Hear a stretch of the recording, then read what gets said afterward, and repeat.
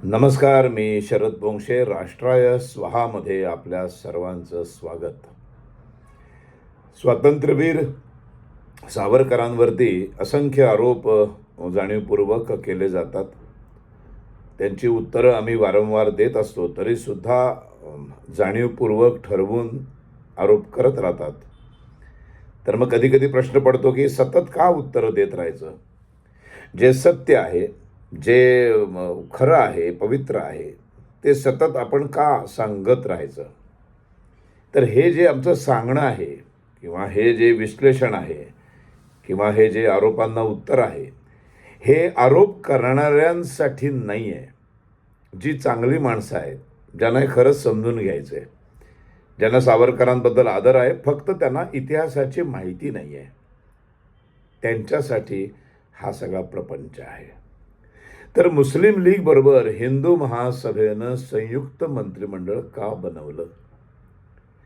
सावरकरांनी हिंदू महासभेचं अध्यक्षपद स्वीकारल्यानंतर 1942-43 या वर्षामध्ये मुस्लिम बहुसंख्य प्रांतामध्ये, जिथे मुसलमानच बहुसंख्य निवडून येत, म्हणजे सिंध, बंगाल इत्यादी प्रांत, आणि हिंदूंना प्रतिनिधित्व मिळत नसेल, तेथं हिंदू महासभेच्या निवडून आलेल्या सदस्यांना मुस्लिम लीग बरोबर संयुक्त मंत्रिमंडळ स्थापण्यास संमती दिली.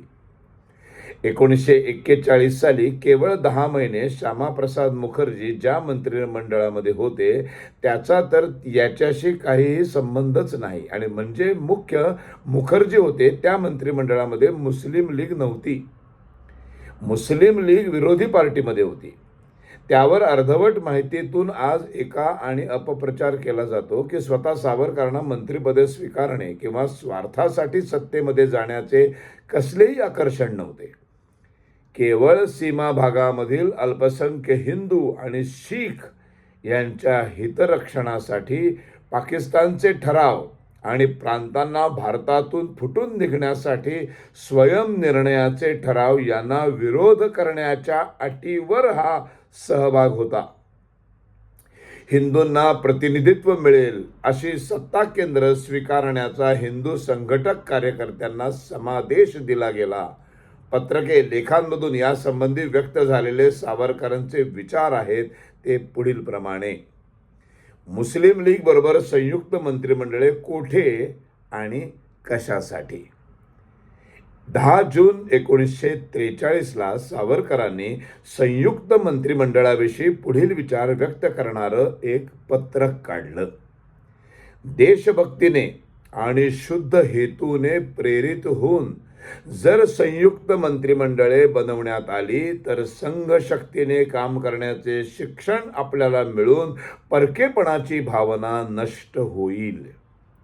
या संबंधांमध्ये हिंदू महासभावाद्यांनी खालील सूचना लक्षात ठेवाव्यात. त्याची मुख्य तत्व अशी: ज्या प्रांतामध्ये हिंदू अल्पसंख्य असून मुस्लिम मंत्रिमंडळ बनणं हे अपरिहार्य असेल, तेथे हिंदूंनी प्रवेश करून शक्य तितकी अधिकाधिक मंत्रिपदे मिळवावीत. मग त्या मंत्रिमंडळातून स्वयंनिर्णयासारखे हिंदू घातक जे प्रस्ताव येतील, त्याला त्या मंत्र्यांनी आणि अन्य हिंदू सदस्यांनी निर्धारानं विरोध करावा. युद्धानंतर भविष्य काळामध्ये जी कोणती राज्यघटना बनवण्यात येईल, ती बनवताना मुस्लिम लीग आणि काँग्रेस यांच्या बरोबरीनं हिंदू महासभेचाही विचार घेतला पाहिजे. हिंदू महासभेचा हा अधिकार सिद्ध करण्यासाठी हिंदू संघटकांनी मंत्रिमंडळे बनवण्याचा प्रयत्न करावा. हिंदूंचे आणि इतरांचेही न्याय हक्क संरक्षण अधिकार करण्याचे वचन देणाऱ्यालाच हिंदू बहुसंख्य प्रांतात मुख्यमंत्री निवडावे. प्रत्येक प्रांताने तेथील परिस्थितीनुसार ही मंत्रिमंडळे हिंदू हिताला बाधा न आणता बनवण्याचा प्रयत्न करावा.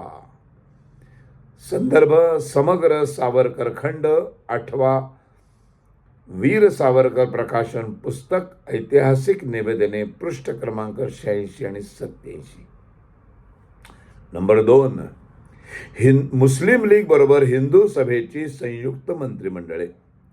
माझ्या पत्रकामुळे सावरकर म्हणतात, माझ्या पत्रकामुळे पहिली गोष्ट जर कोणती साध्य झाली असेल तर ती हिंदू मुस्लिम ऐक्य संबंधीच्या याल तर तुमच्यासह या माझ्या तत्वानुसार सहकार्याविषयीच्या किंवा संयुक्त मंत्रिमंडळाविषयीच्या कोणत्याही प्रामाणिक योजनेचं स्वागत करण्यास आणि हिंदू आणि अहिंदू लोकांचा हातात हात घालून प्रत्यक्ष व्यवहार्य राजकारणामध्ये काम करण्यास मी सिद्ध आहे हे स्पष्ट झाले. मात्र मुसलमानांनी देशभक्त व्हावे म्हणून हिंदूंच्या अधिकाराची लाच मुसलमानांना देण्यास मी सिद्ध नव्हतो. संयुक्त मंत्रिमंडळे जर देशभक्तीच्या हेतूने प्रेरित झालेली असतील आणि सर्व नागरिकांना समानतेनं वागवत न्यायाच्या तत्वानुसार चालवण्यात आलेली असतील तर त्याच्यामुळे एक राष्ट्र म्हणून तत्परतेनं संघटित होण्याचे शिक्षण मिळण्याचा संभव आहे.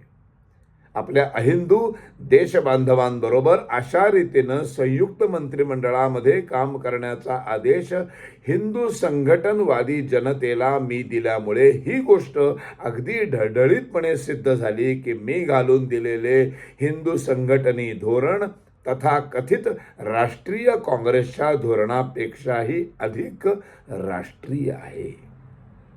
मुस्लिम बहुल प्रांतात मुस्लिम लीग बरोबर हिंदू महासभेची संयुक्त मंत्रिमंडळ का याविषयी धोरणाचे सावरकरांनी काढलेल्या पत्रकातील भाग 10 जुलै 1943ला स्वातंत्र्यवीर सावरकर यांनी काढलेल्या पत्रकातून म्हणजे ऐतिहासिक निवेदने याच्यातून मी वरचं सगळं वाचून दाखवलं.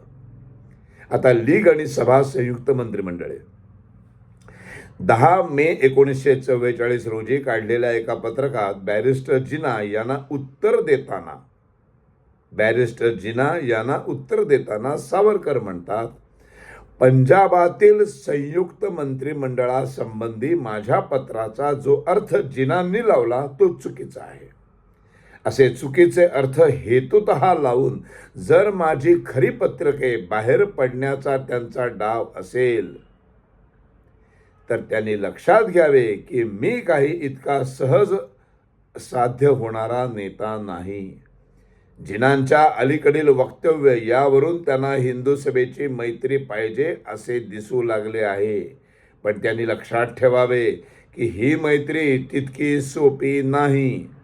आज सिंध किंवा सीमा प्रांतामध्ये जे हिंदू मंत्री लीगच्या मंत्र्यांशी सहकार्य करीत आहेत त्यांनी लीगच्या ध्येय धोरणांना पाठिंबा दिलेला नाही तर केवळ हिंदू आणि शीख यांच्या हितरक्षणार्थ ते त्या मंत्रिमंडळामध्ये गेलेले आहेत. त्याचप्रमाणे पंजाबातही जर हिंदू आणि शीख यांची युती पक्की राहिली तर ती मातृभूमीच्या विच्छेदनाची जिनांची स्वप्न हाणून पाडून अखंड भारताचं स्वातंत्र्य संपादन निरीक्षण करण्यास समर्थ ठरेल. सावरकरांची ऐतिहासिक निवेदनं पृष्ठ 105. हिंदू हितासाठी सावरकरांनी तत्कालीन एवढ्या काळापुरती मुस्लिम लीग बरोबर युती केली. नंतर ती तात्काळ संपवली, मोडली. एखादी खोली असते, त्या खोलीमध्ये काही सभासद जमलेले असतात आणि त्या सभासदांमध्ये हिंदू हिताची माणसंच नाहीत. हे जेव्हा सावरकरांच्या लक्षात आलं, जर काँग्रेसने भाग घेतलेला जाणार नाही म्हणून ठरवलेलं आहे तर मग सगळे मुसलमानच राहिले आणि सगळे मुसलमान मिळून जे काय वाटेल ते निर्णय घेतील ते आपल्याला कळणार नाहीत. म्हणून अशा वेळेला हिंदूंनी त्याच्यात असलंच पाहिजे. तर ज्या मंत्रिमंडळामध्ये जे निर्णय घेतले जातील त्यात हिंदूंचा हस्तक्षेप होईल. जर हिंदूंच्या विरोधात निर्णय घेतले गेले तर हा हिंदू हिताचा त्याच्या पाठीमागं उद्देश होता. पण आपण काही समजून न घेता केवळ सावरकर द्वेषातून आपण शिव्या देत राहतो.